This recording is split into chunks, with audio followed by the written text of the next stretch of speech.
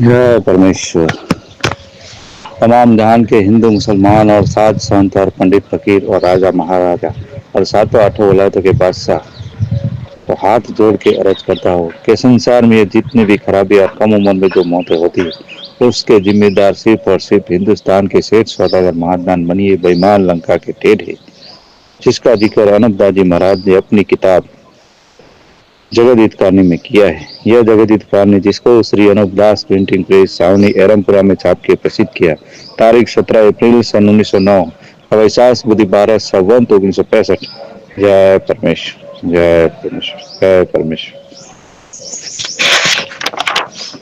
परमात्मा ने हजार हजार शुक्र है उस ज्योति स्वरूप निरंजन निराकार का है कि जिसने जमीन व आसमान को बनाया और तमाम सृष्टि को पैदा किया, परंतु उसकी कारीगरी का भेद किसी पर जाहिर नहीं हुआ कि क्या भेद है। फिर मेरी जुबान से ईश्वर परमात्मा की तारीफ अदा नहीं है। धन्यवाद ईश्वर परमात्मा मालिक, धन्यवाद ईश्वर परमात्मा। 3 पेज की रिकॉर्डिंग को भेज रहा हूँ, 46, 47 और 48। उसको जरूर जरूर सुनना और सुनकर अपनी अपनी औलाद बचाने के लिए जरूर जरूर बंदोबस्त करना और पाप को छुड़ाना, ताकि संसार में सदा सजग हो जाए और सबकी बुद्धि दुरुस्त हो जाए और सब जीवाजुन परम दयालु परमेश्वर के ध्यान में रहे। ऐसी ईश्वर परमात्मा से करबद्ध प्रार्थना है और संसार के लोगों से भी प्रार्थना है कि इस किताब को जरूर जरूर पढ़ना। जय परमेश्वर।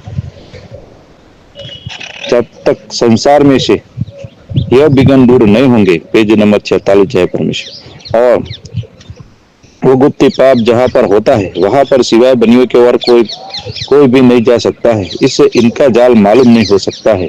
तो संसार के लोग एक दिल होकर इनके राक्षसी पाप को छोड़ाओ, जब संसार का भला होगा और सब संसार की औलाद उभरेगी। क्योंकि पहले जमाने में चांदी सोने का ठाट और पाट था और अब नहीं है। सो वो पैसा कहाँ गया? क्योंकि जमीन तो वो की वही है। क्योंकि पैसा ना तो गलाया जाता है और न खाया जाता है, वो तो सिर्फ खर्च करने के काम में लिया जाता है। सो तुम सभी जानते हो कि पहले जमाने में धन बहुत था और सोने चांदी की खाने थी। सो इन सौदागर महात्मा के राक्षसी पाप से खानों को गुम कर दी है। महात्मा ने राक्षसी पाप से खानों को गुम कर दी है और यह जो खाने हैं वो जमीन माता के शरीर की चर्बी है। परंतु यह बनिए जमीन माता के नाम का पाप कराते हैं, जिससे चर्बी गल गई। सो इस बात का तुम लोगों को जरूर जरूर ख्याल करना चाहिए कि हरेक मुल्क में चांदी सोने की खाने थी वो कहा गए, बल्कि सब चीजों की तेजी हो गई। और जिन्हों को कि हीरा और पन्ना की खाने कहते हैं वो पत्थर है, मगर हरा पत्थर था वो हरा हीरा था और नीला पत्थर था वो नीला हीरा था और सफेद पत्थर था वो सफेद हीरा था और लाल पत्थर था वो लाल हीरा था और पीला पत्थर था वो पीला हीरा था। क्योंकि यह पत्थर है जो जमीन माता के हाड़ है। तो अगले जमाने में जब काल नहीं पड़ते थे, जब जमीन माता का शरीर निरोगी था, तो हाड़ों में रोशनी थी। परंतु यह बनिए लोग जिस दिन से काल पड़ाने लगे हैं और तरह तरह के रोग जमीन माता को कर दिए हैं, सो बीमारी के सबब से सब चीजों की शिकल बिगड़ गई है। इसी तरह से कि आदमी बीमार होता है और बीमारी से उसके शरीर का खून सूख जाता है और गोश्त गल जाती है और हाड़ भी बस सिकल हो जाता है और बीमारी के सबब से आदमी का रूप भी तमाम जाता रहता है। उसी तरह से जमीन माता को जादू से रोग चला के बीमारी से इन महात्मा ने रूप घुमा दिया। इससे पत्थरों की खानों का यानी पहाड़ों का रूप जाता रहे। सो हीरा पन्नों की भी रोशनी चली गई है। सो इसी तरह से जबकि आदमी बीमारी के सबब से कमजोर हो जाता है तो उसके शरीर की रोशनी निकल जाती है। इसी तरह से जमीन माता के शरीर में बीमारी के सबब से रोशनी नहीं रही और यह चांदी सोने की खाने जो थी वो अब जमीन आसमान पर भी नहीं रही, बल्कि किसी चीज में रोशनी नहीं रही। जय परमेश्वर। Page number 47। इसका सबब यह है कि यह बनिए लोग जमीन माता के नाम का पाप कराते। इससे जमीन माता के शरीर में 12 मास तकलीफ रहती है। और जिस तरह से कि रावण ने शनिचर को राक्षस विद्या के पाप से दुखी किया था, इसी तरह से इन बनियों ने भी मुझ गरीब को अपने राक्षसी पाप से दुखी किया है। और इसी पाप से ही तमाम जहान के लोगों की बुद्धि भ्रष्ट कर दी है। सो मैं तमाम जहान के बच्चे बचने के लिए इन सौदागरन के जाल से वाकिफ करता हूँ, क्योंकि जिस तरह से रावण ने और हरणाकशक ने 3 लोग की बुद्धि भ्रष्ट कर दी थी, उसी तरह से सौदागर महात्मान ने 3 लोग की बुद्धि भ्रष्ट कर दी है कि जो भाई भाई में संप नहीं। सो दुनिया की बुद्धि राक्षसी पाप से कैसी भ्रष्ट कर दी है कि जैसे जानवर होते हैं और बेसमझ होते, इसी तरह से संसार के लोग हो गए।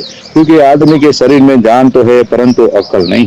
तो बनिए बड़े हरामी है कि जो इन्होंने इंद्रजाल का पाप चला है कि जिसका कोई हिसाब नहीं है। कि अव्वल तो खुद ही तुम अपनी अकल से देखो कि पहले तो इन सौदागर महात्मा ने जमीन माता के नाम का पाप करा के जमीन माता को बीमार कर दिया और जमीन के चर्बी को गला दी। तो इस बात की खबर अब तक किसी को भी नहीं है कि वो खाने कहाँ गई। सो अकल से भी सोचना चाहिए कि खाने कौन सा आदमी था कि जो उठ कर चला गया, या पंखरू जानवर था कि जो उठ करके चला गया, इसका पता नहीं लगा। क्योंकि यह चीज तो ऐसी है कि जो छुपाए से भी नहीं छुपती है। यह तो इन सौदागर महात्मान ने इंद्रजाल के पाप से जमीन माता को बीमार कर दिया है। इससे जमीन माता दुबली हो गई है, जिससे चांदी सोने की खाने गल गई। और संसार के लोग संसार को तो अंतों के मुआफिक कर दिया है कि बिल्कुल नहीं समझते हैं। और बनिए तो इस बात से वाकिफ है। और पहले जमाने में चांदी सोने की खाने थी, जिसकी वजह यह थी कि पहले जमाने में जमीन माता ताजा थी, इससे खाने भी मौजूद थी। और अब पाप के सबब से खाने गल गई है। और जब जमीन माता जादू के पाप से दुबली हो गई है, तो इस बात का हिसाब इन महात्मान को अच्छी तरह से मालूम है कि पहले जमाने में जमीन माता ताजा थी और अब इतनी दुबली हो गई। सो इन महात्मान को जमीन माता के दुबली हो जाने का सब हिसाब मालूम है। क्योंकि दुनिया की अकल इन वनियों ने राक्षसी पाप से खराब कर दी है। जैसे रावण ने दुनिया की बुद्धि भ्रष्ट कर दी थी, जिससे संसार को जमीन माता की पहचान नहीं रही थी। परंतु अब इन बनियों के जय परमेश्वर, पेज नंबर 48। कुल को तो जमीन माता का सब हिसाब मालूम है कि जमीन माता इतना विश्वास दुखी है और दुबली हुई। जैसे रावण के कुल को जमीन माता का सब हाल मालूम था, सो इन बातों का हिसाब बनियों के घरों में सबों को मालूम है। और जो कि राक्षसी वेद की किताबें और टिप्पणा वगैरह है, वो सब बनियों के घर के चलाए हुए है। सो इस वेद को और किताब को काम में लाकर सब दुनिया भूल गई है।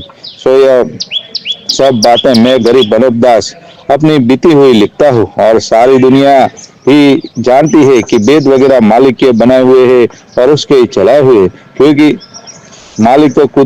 मालिक की तो कुदरत और है। क्योंकि मालिक तो कोई किताब पोथी नहीं लिखता है, यह तो आदमियों की बनाई हुई है। मालिक की तो फक्त सब में रोशनी है। परंतु इन बनियों ने अपने राक्षसी पाप से संसार के लोगों की बुद्धि भ्रष्ट कर दी है, जिससे एक दूसरे से मोहब्बत नहीं है, बल्कि नाचती पाकी से देख रहे हैं। इससे जिंदा रहने का भी धर्म नहीं। और पुराणों में और किताबों में ऐसा लिखा है कि कल जग आवेगा और अनाज के दाने गिनती से बिकेंगे। सो पहले से यह बातें संसार में चला दी है।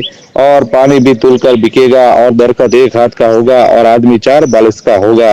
और जिसके घर में एक शेर काशी या लोहा होगा, वो दुनिया में दौलतमंद कहलाएगा।